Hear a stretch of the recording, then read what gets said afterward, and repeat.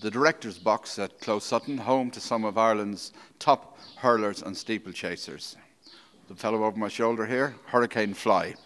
And Willie Mullins will now update us on his progress and the progress of his other festival contenders.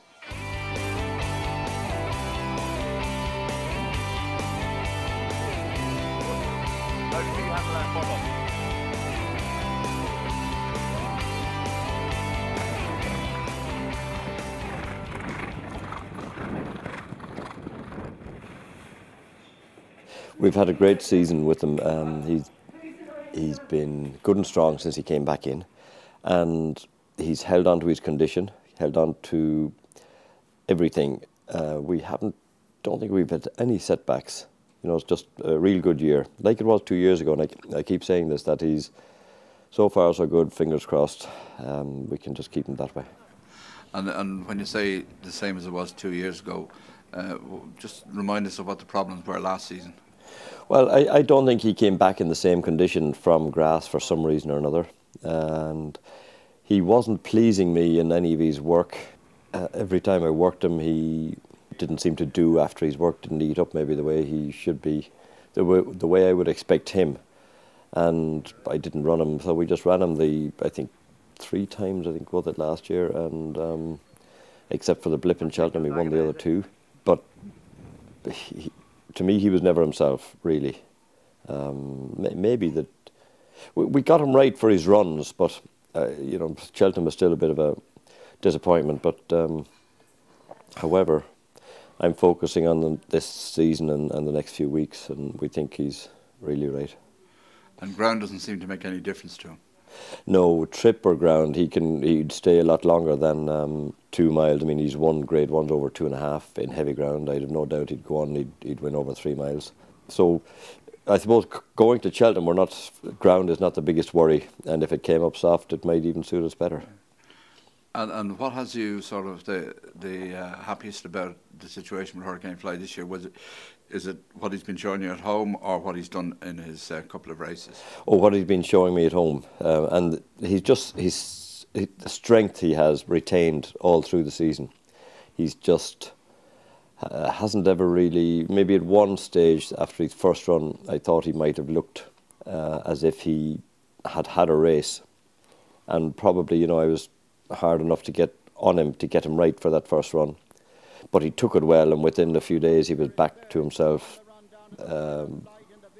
just retaining all that strength and condition and looking well and feeling well in himself. Coming down now to the final flight, and Hurricane Fly at the last, over and clear, in second place on the outside, Binocular battling with Thousand Stars, but up towards the finish it is Hurricane Fly who's absolutely cantered home, won very impressively for Ruby Walsh. Big battle on for second place. Oh, that's a head bobber between Thousand Stars and Binocular. You said that you have him back to what he was 2 seasons ago. Do you think there's any possibility that he might be better than he was 2 seasons ago? It'd be hard to think that. It's funny, I mean, last year I thought his best run, the best run of his life was when he was, you know, in a season that we thought he wasn't right. Most of the season was the day he won in Leopardstown. I think the handicapper might have assessed him as good this year for the same race. But it's hard to see a 9-year-old improving. I wouldn't think so. I think if he can get back to the form, the Leopardstown form the other day, or indeed Cheltenham form of 2011. And are you put off in any way by the fact that only Comedy of Errors has regained the crown after losing it? It's a statistic that's there. You know, before he won in Cheltenham, fellows were saying Monjudes wouldn't come up the hill, and there was all sorts of statistics that he's broken already, and it's something I bear in mind. But we haven't any other option. That's where we're going, and we hope to be as good as Comedy of Errors. Quevega heading back to try and win the Mayor's Hurl for the 5th time.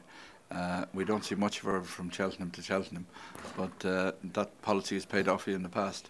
Yes, no, she appears in good form. The one thing about Quevega, she'll tell you if she's not, and we give her a few easy days, but she's been schooling well, and she's been good in all her work. So I'm keen to to go back, and if I, you know, she's in good form now, so I just need her, keep her that way. Go for the Mayor's Hurdle, you know, 5 in a row. I think Golden Miller is probably the only horse that I can remember that did, well, I can't remember him either, but we're reading about him. And, you know, so I think it's the place to go for the Mayor's Hurdle. Nicky Henderson's French import that won the other day in Doncaster looks quite good. I mean, that'll be getting near her trip in Cheltenham rather than the run she put in Doncaster. And she would look probably the top one at the moment, taking us on. But if we could get her there and be lucky enough to get 5 in a row, I'd be absolutely delighted. What do you say to people who've, you know, been saying for the last couple of years, go on, Willie, take a chance and go for the World Hurl, particularly now this season with no big bucks? Not much. I mean, if they ever get a chance to have a horse good enough to go to Cheltenham and win a race, they can make that decision themselves. And if they want to take on horses like that, put their money down and do it. But I have no intention of doing it. It's very hard to get a horse to good enough to go to Cheltenham. It's very hard to get a horse good enough to be maybe a favourite in a race in Cheltenham, and it's no foregone conclusion that she's going to win. We have to go there, and we have to get there first, and then try and win it, take on, and then you don't know what's going to happen in the race. So, to me, it's a simple thing. We go there, and we run in the race that we have the best chance in, and that looks like it. You know, you can take all the top owners and the top trainers in the British Isles and some in France, and they have a huge amount of horses, and lots of them never get a chance to have one good enough to go there, never mind be favourite in a race. So I can't see why I should throw away that sort of an opportunity. Just because we appear now to have a lot of horses with good chances of going there. You try and take every one as an individual. The competition is so fierce there now. You take what you get, I think, and you take what you can, I think, rather than taking on horses that you don't need to take on.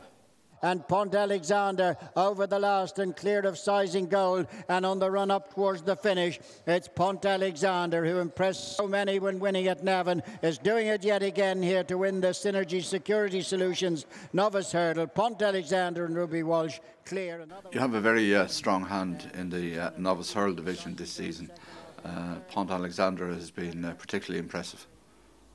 He has. He looks a real good horse. He looks a real chaser. I've often said that before, and turned out that their hurling career was the best, but this fellow looks the size and shape of one. We couldn't be happier with him. The way the season progressed, he hadn't been showing me an awful lot to run him earlier in the season, and next thing it came down to running him in a Grade 1 in Navan, and he came up with the goods, which was absolutely astounding for a horse having his second run and changing countries. I think his first run was on good ground, so he came over here over different types of hurdles on heavy ground, and he beat a good field in Navan, so very pleased. Then he came back to Leopardstown in a Grade 2 carrying his penalty and beat another good field and beat them the hard way by going off in front in what was typhoon-type conditions. Indeed, Ruby, when he came around the bend at the far side of the course, said the wind just caught him like a sail and carried him out across the track. And, you know, for a horse, he's only a 5-year-old with no experience. He was very brave and very good to do that on the day, and I was very impressed with him.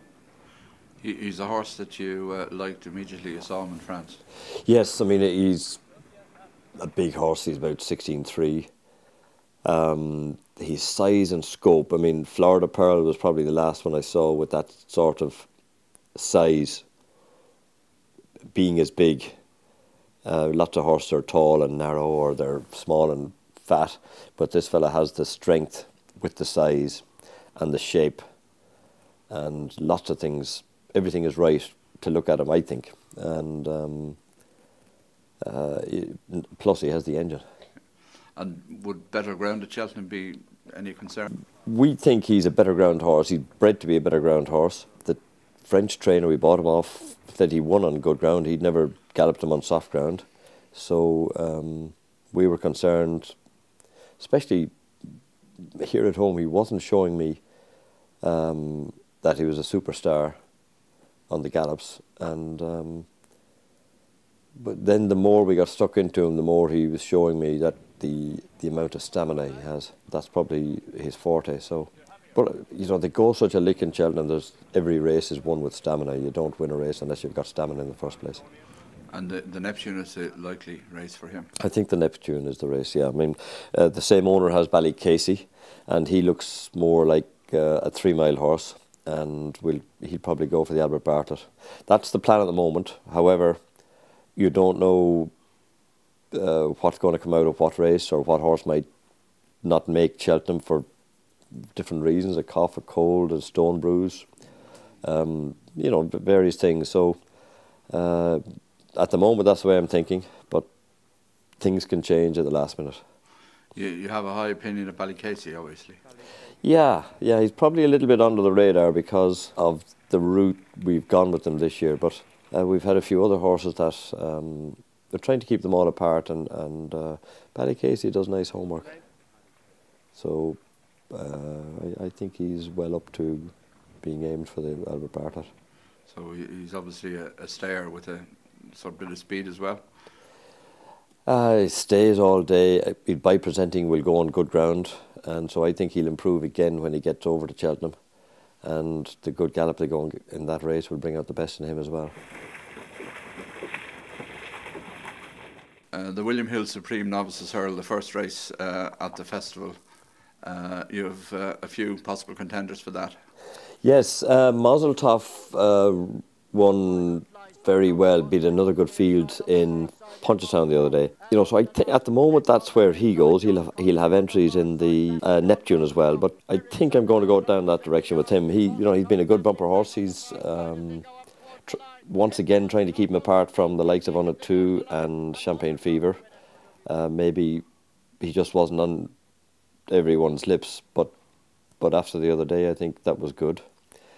Then On It 2's most recent performance would suggest that he should go that direction as well. He looks, very good, top drawer. On the run up towards the finish, it's Champagne Fever from Bright New Dawn, still trying hard, but Champagne Fever will make all to win the Delight Hurdle for Paul Townend and Willie Mullins. Champagne Fever, he was the bumper winner at the festival last year, and you told the RP TV viewers that he was the pick of your bumper horses. You were spot on.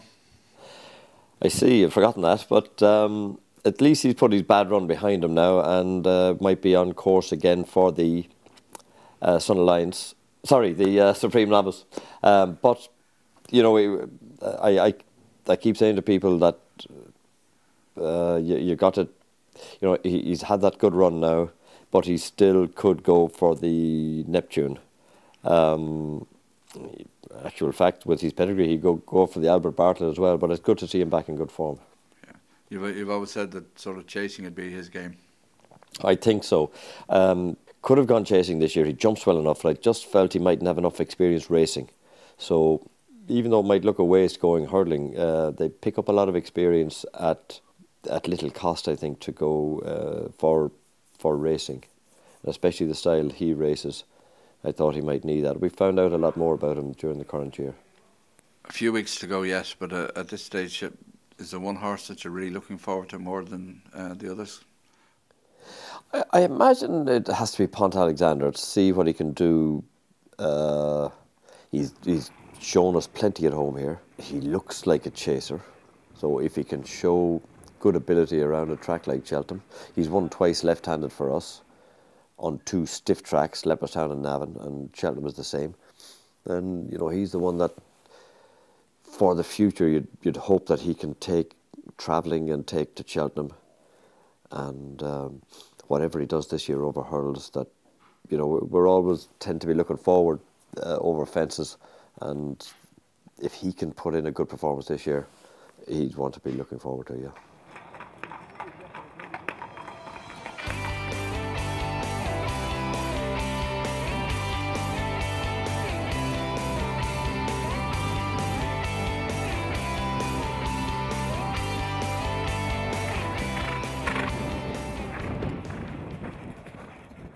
Willie Mullins is the most successful currently licensed Irish trainer at the Cheltenham Festival, and with the firepower he has for 2013, there's every chance of his tally being increased. He's gone for Pont Alexander as possibly his best. I wouldn't entirely disagree with him, but I have a sneaking regard for Ballycasey in the Albert Bartlett Novices Hurdle.